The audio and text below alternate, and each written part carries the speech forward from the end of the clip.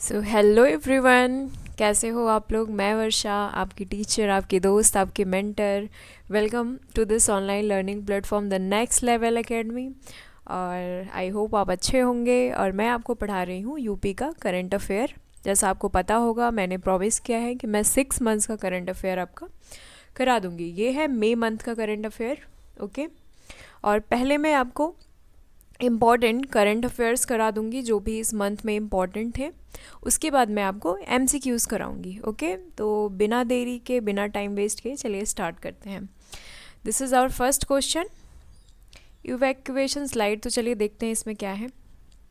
अच्छा, ये न्यूज़ में था। तो क्यों न्यूज़ में था? Varanasi bound flight was evacuated due to bomb threat hoax. अच्छा, ऐसी चीज़ें आती रहती हैं, आपको पता है। एयरपोर्ट पे काफ़ी ज़्यादा इसीलिए सिक्योरिटी होती है, ऐसी चीज़ों को एवॉइड किया जा सके। तो ये चीज़ हुई है। ओके। और ये हुई है इंदिरा गांधी इंटरनेशनल एयरपोर्ट जो दिल्ली में है। ओके। और इसमें 175 सॉरी 176 पैसेंजर्स थे, उनको सेफली इवैक्यूएट कर लिया गया है। ये अच्छी चीज़ है। ओके। तो object ensure safety evacuation of passenger in the case of emergency, particularly when the aircraft door is high above the ground. की पॉइंट्स क्या हैं, चलिए देखते हैं। 4 टाइप ऑफ इवैक्यूएशन स्लाइड्स होते हैं। तो ये आप टाइप देख सकते हो, पूछ लेते हैं। ठीक है, अगर न्यूज़ में है तो इससे रिलेटेड चीज़ें पूछ लेंगे। Inflatable slide, inflatable raft, inflatable exit ramp, inflatable exit ramp slide. Okay. और ये इंपॉर्टेंट है, made up from carbon fibres. Okay, ये कार्बन फाइबर और नायलॉन मटेरियल से कोटेड होते हैं। Okay, with urethane for fire resistance. Okay, तो ये आप मटेरियल्स का नाम याद रख सकते हो किससे बने होते हैं। Deployed using high pressure gas and ambient air, must withstand extreme temperature and wind condition as per FFA guidelines. Okay, तो ये बताया गया है जो एरोप्लेन्स में जो ये इन्फ्लेटेबल स्लाइड, इन्फ्लेटेबल रैफ्ट्स होते हैं, तो इस बने किसके होते हैं और इसके बारे में बेसिकली ये सारी चीज़ें हैं। तो ये पूछ सकते हैं कि बना किसका होता है। I don't think so this is very important, but maybe there is always chance कि वो कुछ भी पूछ सकते हैं। ओके। और ये हुआ कहाँ है, मैंने बताया इंदिरा गांधी जो इंटरनेशनल एयरपोर्ट है दिल्ली में। 175 पैसेंजर्स को इवैक्यूएट कर लिया गया है। ओके, इवैक्यूएशन स्लाइड्स को यूज़ करके। ओके, तो चलिए आगे चलते हैं।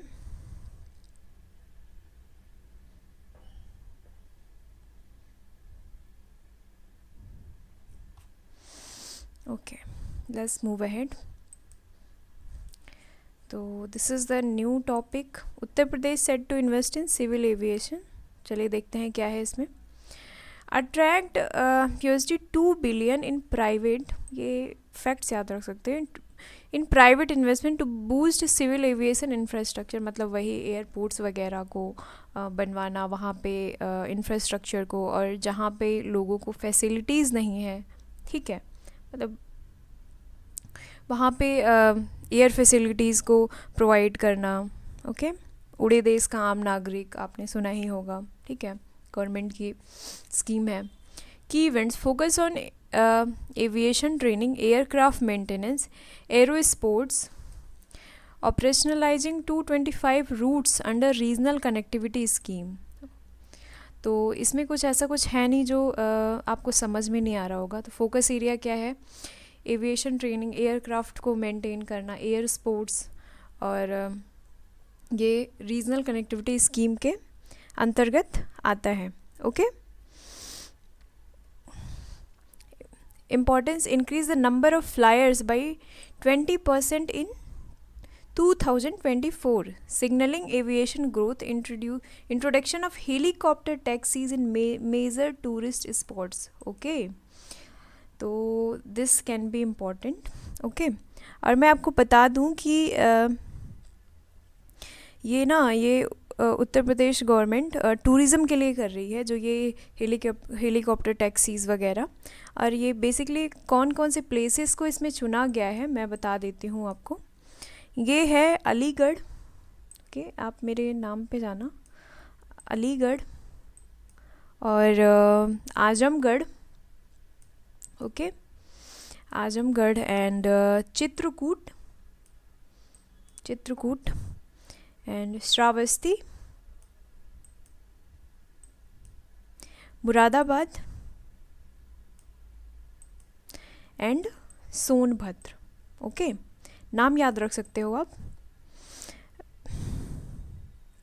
इनको अपग्रेड किया जाएगा। ये 6 एयर स्ट्रिप्स हैं, ओके, जहाँ पे ये चीज़ें बेसिकली इम्प्लीमेंट होंगी। ओके, तो की पॉइंट्स क्या हैं, चलिए। 6 strips are being upgraded for RCS, मतलब वही रीजनल कनेक्टिविटी स्कीम के लिए। तो ये जगह मैंने बता दी आपको, अलीगढ़, आजमगढ़, चित्रकूट, श्रावस्ती, मुरादाबाद एंड सोनभद्र। ओके, नाम याद रख सकते हो, नाम पूछ सकते हैं वो, ठीक है, टूरिज़्म के लिए बेसिकली। ओके, क्योंकि इस साल उत्तर प्रदेश में ना 20% ना राइज़ हुआ है नंबर ऑफ़ फ्लायर्स जो हैं, जो फ्लाई करते हैं, ठीक है, जो समझ रहे हो ना, जो एयरपोर्ट से जाते हैं लोग, प्लेन से जो लोग जाते हैं, तो उसमें बढ़ोतरी देखने को मिली है, ठीक है। बेसिकली यही है ये पूरा न्यूज़, और मैंने जो इम्पोर्टेंट चीज़ें थी इसमें आपको बता दिया, ठीक है। तो थोड़ा सा मैं आपको रीजनल कनेक्टिविटी स्कीम के बारे में भी थोड़ा सा बता देती हूँ। थोड़ा सा आप मेरी बातों को सुनना कि ये उड़े देश का आम नागरिक, जैसे मैंने आपको पहले बताया, उड़ान स्कीम जो लॉन्च किया गया था मिनिस्ट्री ऑफ सिविल एविएशन के द्वारा। ओके, किसके लिए बेसिकली ये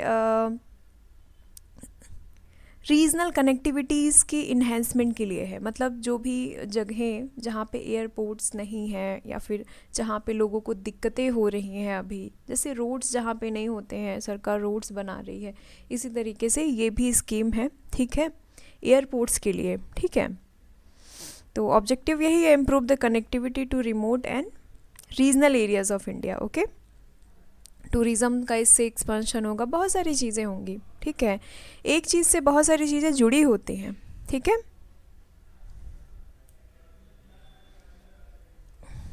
चलिए आगे चलते हैं। और ये जो स्कीम है ना वो 10 ईयर के लिए एप्लीकेबल है, ये चीज़ आप याद रख सकते हो, ये फैक्ट्स हैं, ठीक है, जो प्रीलिम्स में पूछे जा सकते हैं, ठीक है। और और ये जो पार्ट है ना, ये जो स्कीम है उड़ान, आपको मैंने बता ही दिया, ओके। और ये नेशनल सिविल एविएशन पॉलिसी 2016 की पार्ट है ये, ठीक है। मैं माउस यूज़ करती हूँ तो प्लीज़ मेरी हैंड राइटिंग इस तरीके से नहीं है, आई होप आप मेरे वर्ड्स को पकड़ना, ठीक है। चलिए आगे चलते हैं, सारी इंपॉर्टेंट चीज़ें मैंने आपको बता दी, ठीक है। उड़ान के बारे में भी मैंने आपको बता दिया, ये मिनिस्ट्री ऑफ सिविल एविएशन के द्वारा मतलब लॉन्च किया गया था, और ये पार्ट है नेशनल सिविल एविएशन पॉलिसी 2016 की, और ये 10 साल के लिए एप्लीकेबल है। और इसका ऑब्जेक्टिव क्या है, improve the air connectivity in remote areas. Okay, I hope आपको समझ में आ रहा होगा। ये है हमारा थर्ड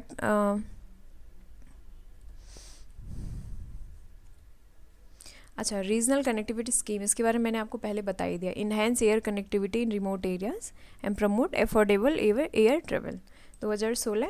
और ये air fares capped at 2500 for 50% of the seats. तो इससे क्या होगा कि जो लोग मतलब अफोर्ड नहीं कर पाते हैं उनके लिए काफ़ी ज़्यादा ये ईजी हो जाएगा एयर ट्रेवल। ओके, प्लेन में बैठना, मतलब मैं I am from very middle class family, तो हमारे लिए तो बहुत बड़ी बात है, ठीक है, कि एयरपोर्ट पे जाओ और प्लेन से कहीं जाओ। Support by financial stimulus viability gap funding regional connectivity fund is created to support the scheme. ये चीज़ें इसके बारे में है, not very important but facts are important. Okay, ये चीज़ें इंपॉर्टेंट है ये, और ये भी पूछ सकते हैं। ठीक है, ऑब्जेक्टिव्स तो आपको पता ही है। चलिए आगे चलते हैं,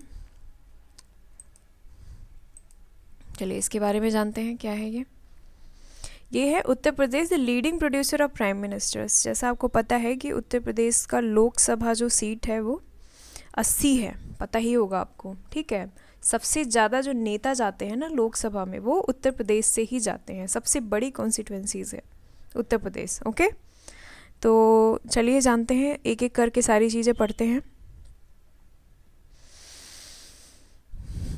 Uttar Pradesh contribution to Indian politics by producing most of the prime minister. जैसे नरेंद्र मोदी हैं, वैसे तो वो गुजरात से हैं बट उनकी लोकसभा कंस्टिट्यूंसी कहाँ से है? वाराणसी से है, पता होगा आपको, राइट।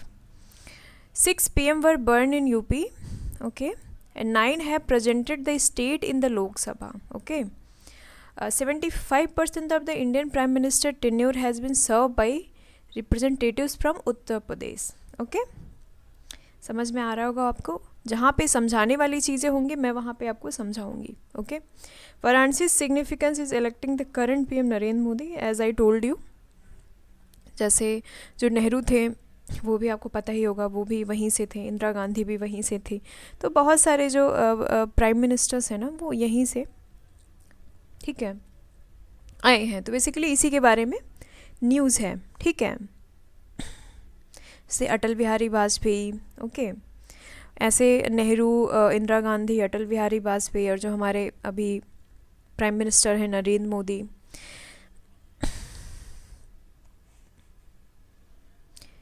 दो प्राइम मिनिस्टर जो ऐसे थे, जैसे जो हमारे PV नरसिम्हा रॉय थे वो आंध्र प्रदेश से थे, और जो हमारे डॉक्टर मनमोहन सिंह थे वो राजस्थान से थे। ठीक है, बेसिकली इसी के बारे में न्यूज़ है, और पूछ सकते हैं। सारी चीज़ें मैंने आपको बता दी, और ये है हमारा 5th topic, Uttar Pradesh 6 round voter turnout. चलिए,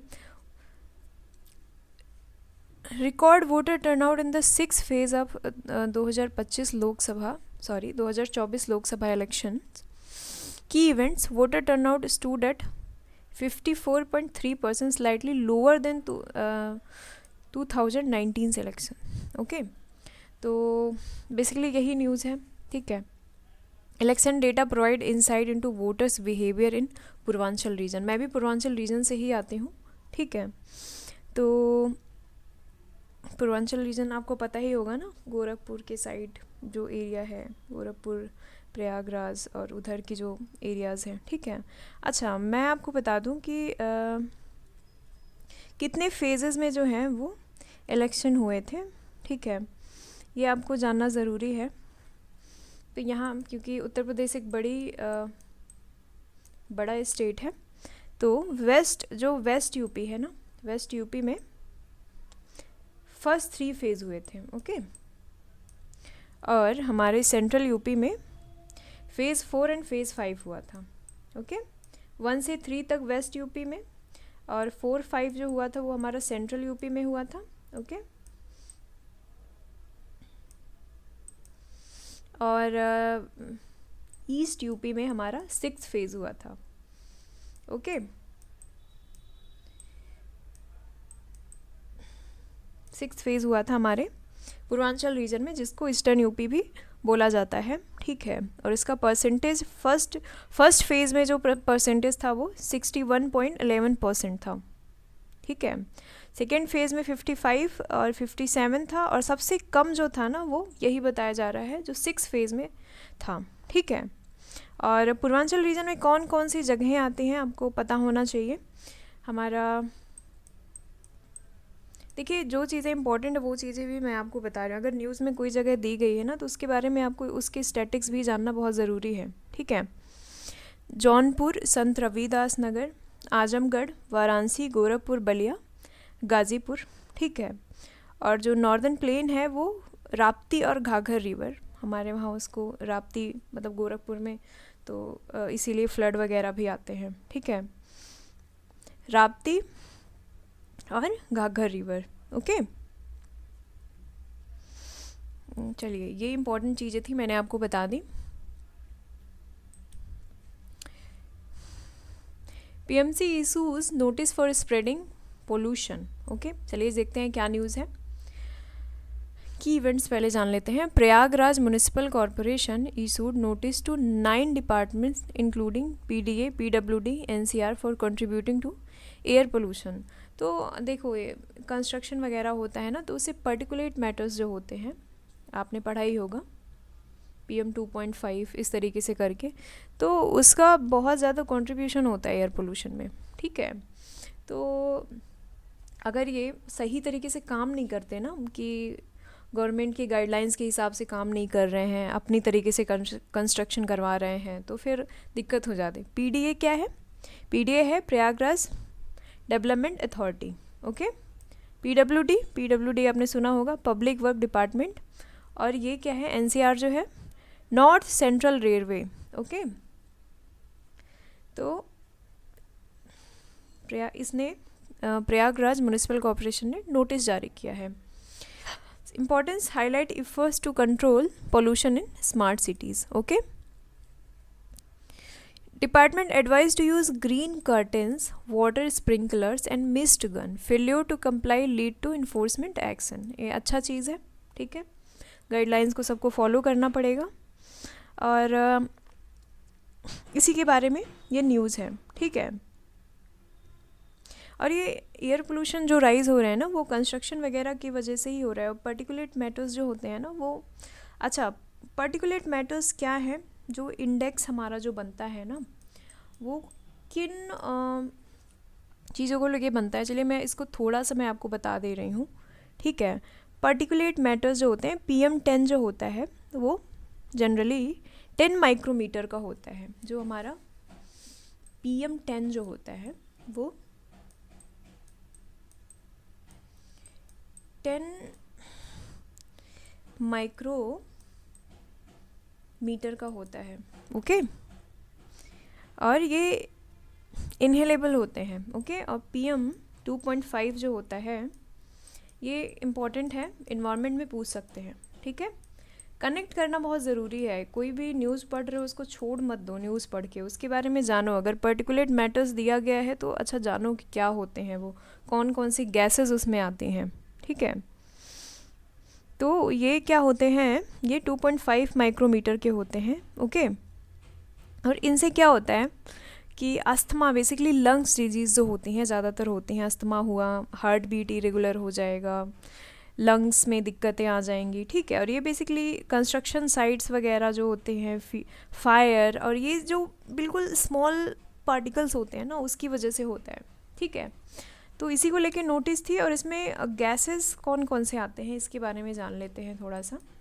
इसमें गैसेस जो आते हैं ना, जो इंडेक्स बनता है, वो इसमें सल्फ़र डाइऑक्साइड आता है, ठीक है।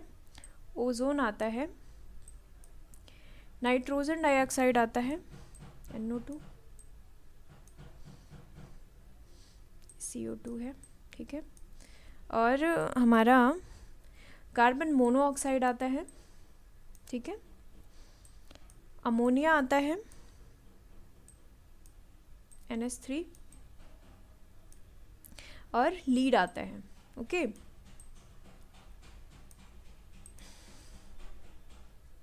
ये जो 6 याद रखना आप। और जो इंटरनेशनल गाइडलाइंस है, उसमें मेरे ख्याल से 12 है। वो आप मुझे बताना कमेंट करके कौन कौन सी चीज़ें उसमें इंक्लूडेड हैं, ठीक है। उसमें कुछ और गैसेस को भी इंक्लूड किया गया है, तो आप मुझे बताना, ठीक है। तो ये था, मैंने आपको सारी चीज़ें बता दी जो इम्पोर्टेंट चीज़ें थी। मैं आपको स्टैटिक से भी लिंक करवा रही हूँ। Uttar Pradesh top in transmission line addition. अच्छा, क्या है न्यूज़, चलिए जानते हैं।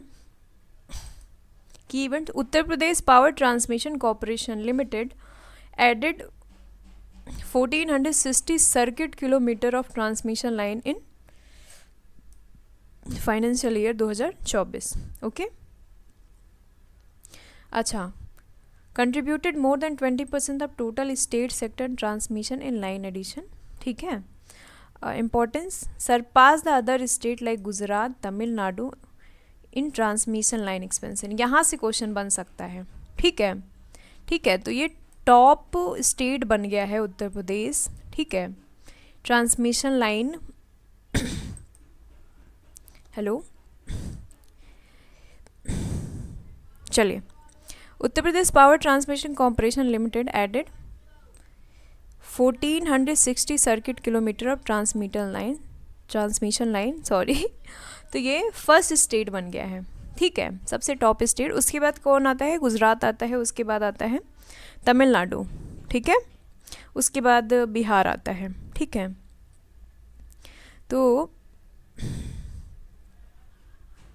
आगे चलते हैं और भी चीज़ें जानते हैं। यहाँ से क्वेश्चन बनेगा, मैंने आपको बता दिया क्वेश्चन यहाँ से बनेगा, बट आपको जानना चाहिए, ऐसे पढ़ोगे तो चीज़ें ज़्यादा देर तक याद रहती हैं, ठीक है। ऑब्जेक्टिव क्या है? Show Uttar Pradesh leadership in expanding power infrastructure by adding transmission line. तो ये टॉप पे आ गया है उत्तर प्रदेश, ठीक है। अच्छा, ये न्यूज़ में है तो थोड़ा सा सेंट्रल इलेक्ट्रिसिटी अथॉरिटी के बारे में जान लेते हैं, ठीक है। तो थोड़ा सा इसके बारे में जानते हैं।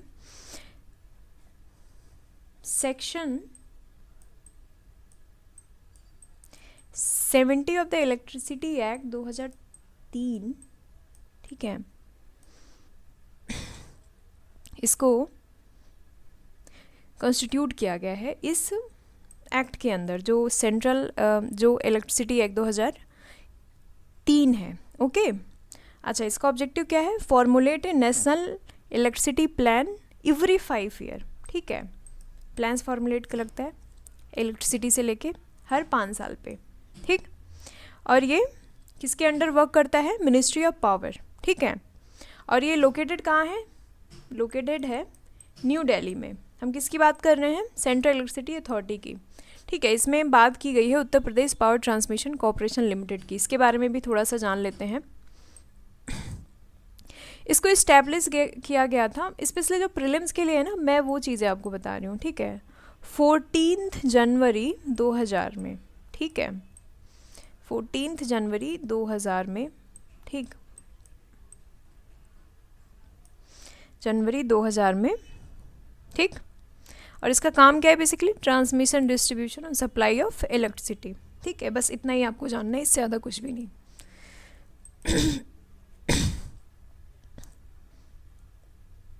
चलिए, उत्तर प्रदेश इंडस्ट्री 4.0। अच्छा, ये क्या है? MOU signed between Abdul Kalam technical university and IBM for AI and cloud computing training. अच्छा, तो ये AI से रिलेटेड न्यूज़ है, ये आप जान सकते हो। Importance, preparing the state work force for industry 4.0 leveraging AI investment and promoting self employment, okay. Key events क्या हैं? Plan to set up incubators in all higher educational institution across 75 districts। Name याद रख सकते हो डिस्ट्रिक्ट्स का। The state already hosts over 60 incubators and 10,000 recognized startups, okay। Objective क्या है? Drive the integration of advanced digital technologies into industrial process in Uttar Pradesh, okay. Basically ये AI से related है और इसका वर्क क्या हो सकता है, ठीक है। जैसे 1 डिस्ट्रिक्ट 1 इनक्यूबेटर स्कीम, ओके, इस तरीके का, जैसे 1 डिस्ट्रिक्ट 1 प्रोडक्ट है, इस तरीके का, तो आप समझ सकते हो, ठीक है। अच्छा, व्हाट इज़ IBM? यहाँ पे इसका जिक्र हुआ है। तो ये है international business machine corporation for artificial intelligence, okay, इसका नाम है, ठीक है। तो मेमोरेंडम ऑफ अंडरस्टैंडिंग साइन हुई है किसके किसके बीच? Abdul Kalam technical university and IBM for AI and cloud computing. ये चीज़ आप याद रख सकते हो, ठीक है, ये इम्पॉर्टेंट है, ओके।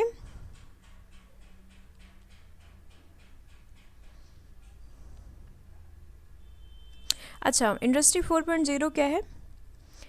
ये है integration of intelligence digital technology into manufacturing and industrial process, okay. Basically industries से है। Okay,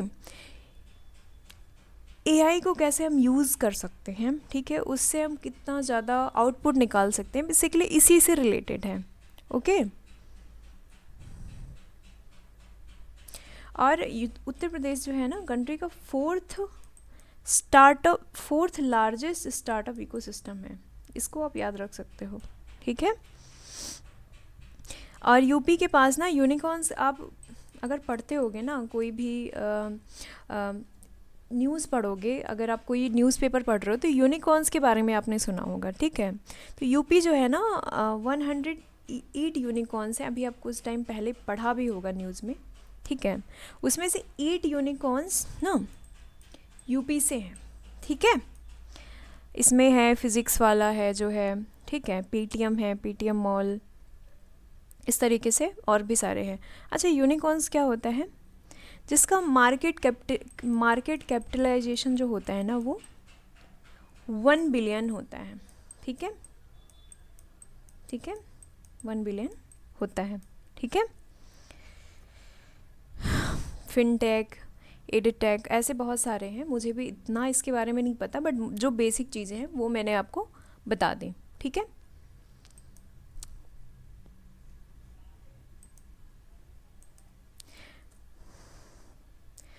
workshop on global standards and IPR, अच्छा क्या है ये, चलिए जानते हैं। Workshop organise by NTI-PRIT in collaboration with International Telecommunication Union to commemorate World Telecommunication and Information Society Day. Okay.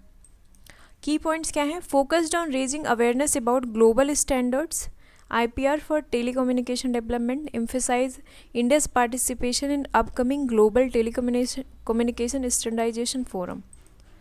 इसमें कुछ ऐसा है नहीं जो मैं समझाऊं, बट मैं जो चीज़ें इंपॉर्टेंट है मैं वो आपको बता सकती हूँ, ठीक है। ऑब्जेक्टिव क्या है? Promote global standard intellectual property rights in telecommunication, ठीक है।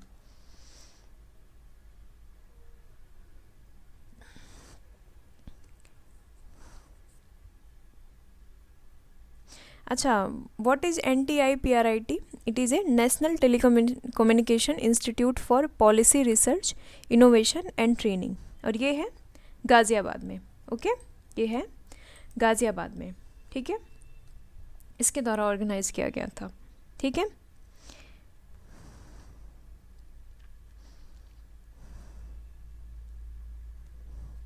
और इसको स्टैब्लिश किया गया था 2010 में, ठीक है, 2010 में इसको स्टैब्लिश किया गया था।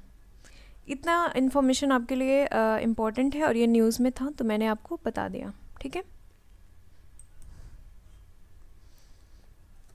अच्छा, ये क्या है? मरून बेरत सेरेमोनियल परेड, अच्छा चलिए जानते हैं key event. The maroon beret parade was held at Garud regimental training centre, marking the completion of training for Garud commandos. अभी जानेंगे क्या है गरुड़ कमांडोज, ठीक है। The Garud commandos force was establish in 2004 with over 1500 personnels, okay. Importance क्या है इनका? So case the role of Garud commando in critical air force base protection, search and rescue and relief. Basically इनको इसी के लिए बनाया गया है, ठीक है। जहाँ पे कोई आपदा आ गई और जो भी जो हमारे इम्पॉर्टेंट एयर फोर्सेस हैं उसकी प्रोटेक्शन के लिए, रिस्क्यूज़ के लिए, इनको इसी के लिए बनाया गया है, ठीक है। ये इम्पॉर्टेंट है कि इनको कब फॉर्म किया गया था, ठीक है। और ये इनका क्या काम है ये पूछ सकते हैं, ठीक। Objective celebrate the successful completion of training by air force special force Garud commandos, ठीक है। यहाँ से क्वेश्चन बन सकता है, ठीक। और 2004 में ना इनको कॉन्गो में डिप्लॉय किया गया था UN पीस कीपिंग ऑपरेशन में, ठीक है। ये आप याद रख सकते हो, ठीक है। आई थॉट कि इम्पॉर्टेंट है ये। बस आज के लिए इतना ही था, और जो बाकी के जो न्यूज़ है मैं आपको पार्ट 2 में पढ़ाऊँगी। अगर आपको अच्छा लगा हो तो प्लीज़ लाइक कर देना, सब्सक्राइब कर देना। Thank you so much.